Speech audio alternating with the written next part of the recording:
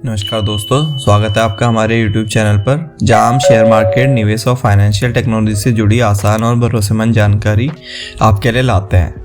अगर आप सीखना चाहते हैं स्मार्ट इन्वेस्टिंग, मार्केट एनालिसिस और सही फाइनेंशियल डिसीजंस, तो आप बिल्कुल सही जगह पर हैं। चलिए आज का वीडियो शुरू करते हैं। आज हम बात करेंगे NSDL शेयर के बारे में। NSDL यानी नेशनल सिक्योरिटी डिपॉजिटरी लिमिटेड एक ऐसी संस्था है जो शेयर बाजार के कागज आधारित रिकॉर्ड्स को डिजिटल रूप में बदल देती है। अब बात करते हैं डिजिटल रूप में बदलना मतलब, जहां पहले शेयरों के जो होते थे कागज सर्टिफिकेट्स रहते थे, NSDL ने उस काम को डिजिटल तरीके से संभालता है। जो NSDL और CDSL दो डिपॉजिटरी हैं, मीन्स कि जो पहले हमें कागज सर्टिफिकेट्स मिलते थे, अब उनको NSDL और CDSL ने डिजिटल तरीके से संभालना शुरू किया था, ताकि जो शेयरों की खरीद फरोख्त हो सके तो वो तेज हो सके, सस्ती हो सके और सुरक्षित हो जाए। अब बात करते हैं डीमैटेरियलाइजेशन होता क्या है।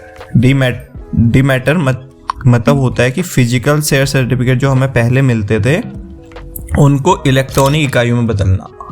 मतलब प्रक्रिया में पहले निवेशक क्या होते थे, उनको अपने फिजिकल सर्टिफिकेट डिपॉजिटरी खाते में जमा नहीं कराने पड़ते थे, जहां जमा कराने पड़ते थे, वहीं अब DP यानी डिपॉजिटरी पार्टिसिपेंट के माध्यम से उनका इलेक्ट्रॉनिक रिकॉर्ड बनता है।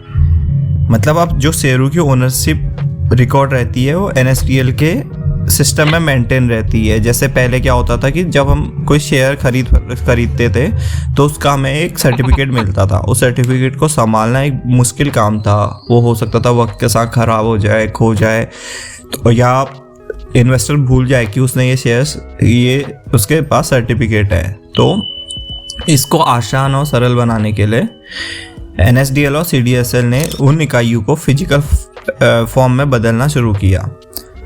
तो बात करते हैं NSDL के मुख्य फंक्शंस की। रोज़मर्रा के जो फंक्शंस रहते हैं NSDL के, वो रहते हैं, एक तो डीमैट खातों का रखरखाव होता है कि हर निवेशक के पास कितने शेयर हैं उसका एक इलेक्ट्रॉनिक लेजर बनता है, तो वो अपना ट्रैक कर सकता है हर वक्त कि उसके बाद क्या शेयर है, क्या शेयर्स की वैल्यू है। और रहता है सेटलमेंट जब आपने बाजार में जब खरीद फरोख्त करते हैं और शेयरों का भुगतान सही समय पर हो, यह NSDL और CDSL ही आपके डिफाइन करते हैं कि T+1 रूल है कि T+2 रूल है। उस प्रकार से खरीद फरोख्त को मेंटेन करते हैं कि इतने दिन में आपके पास वो सेटलमेंट होके आ जाना चाहिए। कस्टडी अभी संस्थागत और रिटेल दोनों के लिए सुरक्षित रिकॉर्ड कीपिंग का भी ये काम करता है। और बात करते हैं कॉर्पोरेट एक्शन हैंडलिंग, ये क्या क्या करता है। बोनस, स्प्लिट, डिविडेंड आदि की जो नोटिफिकेशन होती है और उनके क्रेडिट आपके डीमैट में जमा हो जाए, उसका भी ये ख्याल करता है कि सही वक्त पे हो। और बात करते हैं रेगुलेटरी फ्रेमवर्क, इस पे कौन इसका रेगुलेटरी फ्रेमवर्क है कि कौन इसके रूल्स डिसाइड करता है। बात करें सेबी जो होता है, वो इसके रेगुलेटरी फ्रेमवर्क है, security and exchange board of India.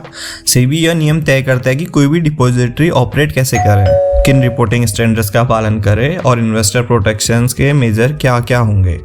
इसलिए NSDL के जो ऑपरेशंस रहते हैं उस पर रेगुलेटरी ओवरसाइट हमेशा बना रहता है, जो स्टेबिलिटी भी देता है और कॉम्प्लायंस कॉस्ट भी बढ़ाता है। अब बात करते हैं रेवेन्यू मॉडल की। तो जो NSDL का रेवेन्यू मॉडल होता है वो ज़्यादातर रिकरिंग रेवेन्यू मॉडल होता है, मतलब बार बार आने वाली आमदनी।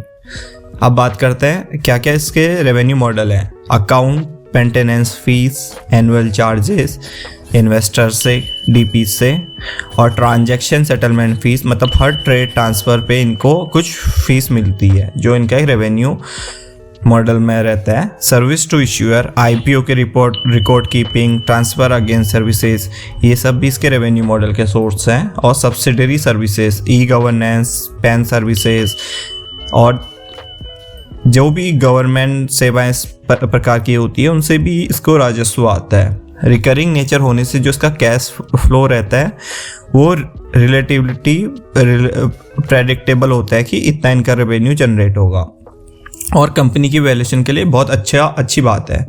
तो चलिए अब शुरू करते हैं कंपनी के फंडामेंटल से। अब बात करेंगे कंपनी के अभी के मार्केट कैप की। तो कंपनी का मार्केट कैप 23,080 करोड़ है, जहाँ इसका करंट प्राइस 1154 है। तो वहीं बात करें 52 वीक हाई की, अभी बात करते हैं इसका अगस्त के अराउंड IPO लॉन्च हुआ था। तो जो इसका 52 वीक हाई रहा था वो 1425 था, और 52 वीक लो की बात करें तो 880 था।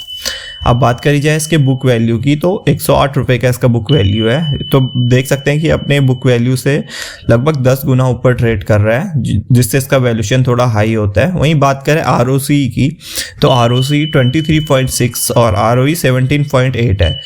तो बात करेंगे इसके आंकड़ों की, तो आंकड़े इसके काफ़ी मजबूत हैं। इसका ROCE और ROCE अच्छा है, बट वैल्यूशंस की थोड़ा बात करें तो वैल्यूशंस में हमें पी के हिसाब से थोड़ा सा ज़्यादा दिखता है। लेकिन ये एक डिओपॉली बिजनेस है, जहाँ इसका केवल कॉम्पिटिटर CDSL है। तो इस प्रकार के बिजनेसेस के लिए इतना 60 से 80 का पी एक आइडियल पी माना जाता है। तो चलिए बात करते हैं इसके फाइनेंशियल परफॉर्मेंस की, जहाँ देख सकते हैं 2022 में इसका रेवेन्यू 821 करोड़ था, जो कि बढ़ के 2023 में 1022 करोड़ हुआ। वहीं बढ़ के FY24 में 1268 करोड़ और FY25 में 1420 करोड़ हुआ। वहीं नेट प्रॉफिट की बात करें, जो कि FY22 में 212.6 करोड़ था, जो कि बढ़ के 234.8 करोड़ हुआ, और FY24 में 275.4 करोड़। वहीं बात करें FY25 में, जो कि 343 करोड़ हुआ। तो आप देख सकते हैं कि इसके रेवेन्यू और नेट प्रॉफिट में एक अच्छी ग्रोथ देखी जा रही है, जो कि इस शेयर्स के फंडामेंटल्स को जस्टिफाई करता है कि ये कितना अच्छा शेयर हो सकता है आने वाले वक्त पे। बात करेंगे इसके शेयर होल्डिंग पैटर्न की, तो शेयर होल्डिंग पैटर्न की बात करें तो प्रमोटर्स ने जब इसका IPO आया था, उसके बाद प्रमोटर्स की जो शेयर होल्डिंग होगी थी वो 0% हो गई थी। वहीं बात करें FII की, FII ने इस पर अच्छा स्टेक लेके रखा है, FII और DII ने दोनों।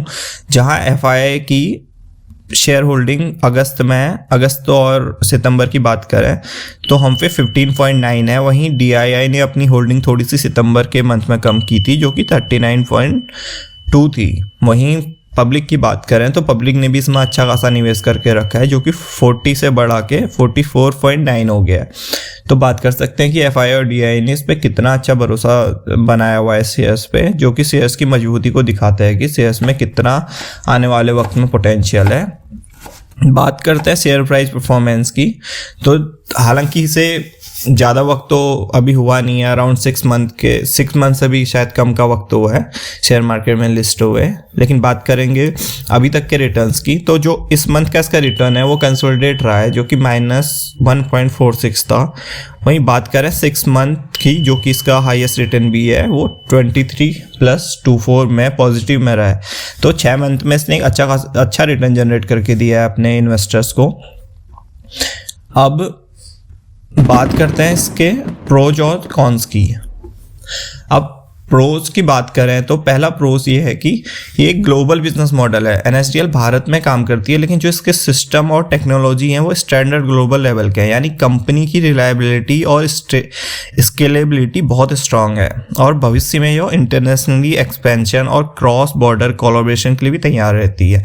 और एक बात करते हैं कि इसका जो ड्यूओपॉली बिजनेस है वो भी इसे काफ़ी मजबूत मार्केट प्रेजेंस प्रोवाइड करता है। मीन्स ज़्यादा कंपटीशन इस प्रकार के बिजनेस का रहता नहीं है, और नए प्लेयर्स के लिए भी इसमें आने की संभावना बहुत कम रहती है, क्योंकि काफ़ी सारे रूल्स रेगुलेशंस इसमें आने के लिए होते हैं। तो इसमें इस प्रकार के बिजनेस में किसी को भी एंटर करना इतना आसान नहीं है, जो कि इस शेयर्स को एक मजबूत बाइंग बनाता है, भविष्य के लिए काफ़ी अच्छा एक पोटेंशियल मल्टीबैगर बनाता है। और बात करें इसके जो डिजिटल इंफ्रास्ट्रक्चर डिमांड है आजकल फाइनेंशियल मार्केट में, जैसे आपके डीमैट खाते बढ़ रहे हैं, आपके यूजर्स कस्टमर बढ़ रहे हैं, तो उसमें भी जैसे जैसे ये बढ़ते रहेंगे वैसे वैसे इनके बिजनेस में काफ़ी ग्रोथ देखने को मिलेगा। जो एक डिजिटल वेब है उसकी वजह से NSDL की सर्विसेज में डिमांड लगातार बढ़ रही है, और भारत में रिटेल इन्वेस्टिंग बढ़ रही है, तो NSDL के लिए ग्रोथ के दरवाजे खुल रहे हैं। और ई-गवर्नमेंट सर्विस भी इनका एक अच्छा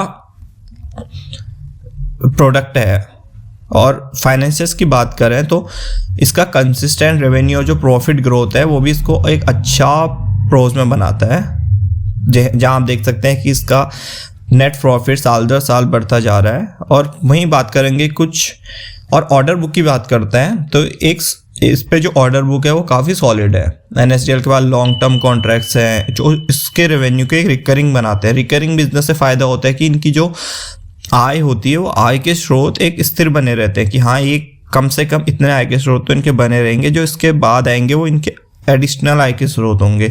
मीन जैसे account maintenance, transaction, corporate action, services, तो ये एक स्टेबिलिटी प्रोवाइड करता है जो कि इन्वेस्टर्स को इस शेयर्स की ओर प्रभावित करता है। और भविष्य में बात करें तो इसे अच्छा खासा पोटेंशियल मल्टीबैगर बनाने की क्षमता रखता है।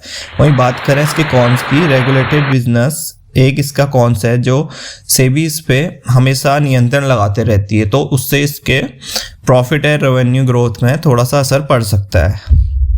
और मार्केट रिस्क की बात करें तो जो इसके रेवेन्यू रहते हैं वो वॉल्यूम और मार्केट साइकिल्स के हिसाब से डिपेंड करते हैं। जैसे बियरिश मार्केट है या बुलिश मार्केट है, इसके रेवेन्यू सोर्स इससे भी डिसाइड होते हैं कि ये कैसा इसका शेयर परफॉर्म करेगा या इसके रेवेन्यू कैसे रहेंगे।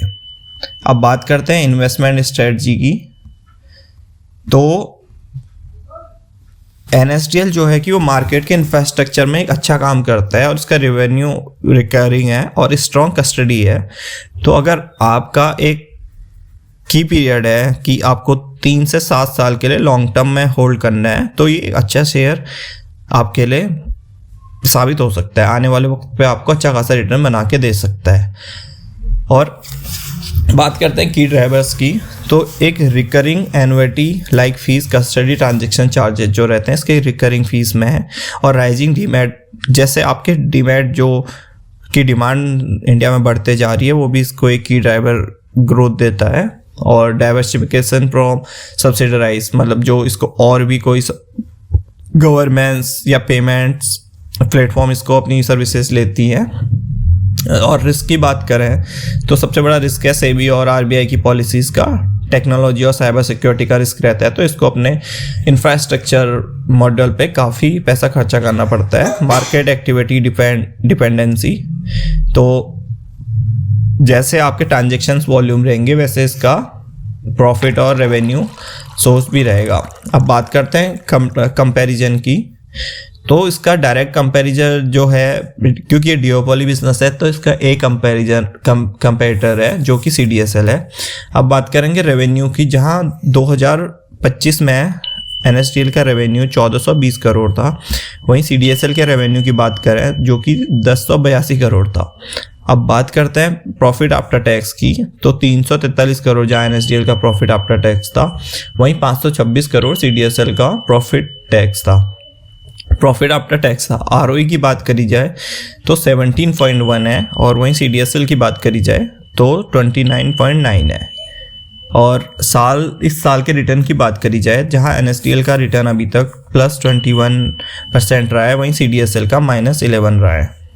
तो आंकड़ों में बात की जाए तो CDSL के आंकड़े हालांकि हमें फ़िलहाल अच्छे लगते हैं, NSDL के मुकाबले अच्छे लगते हैं, बट आने वाले वक्त पे NSDL भी अपने आंकड़ों में सुधार करने की क्षमता रखता है।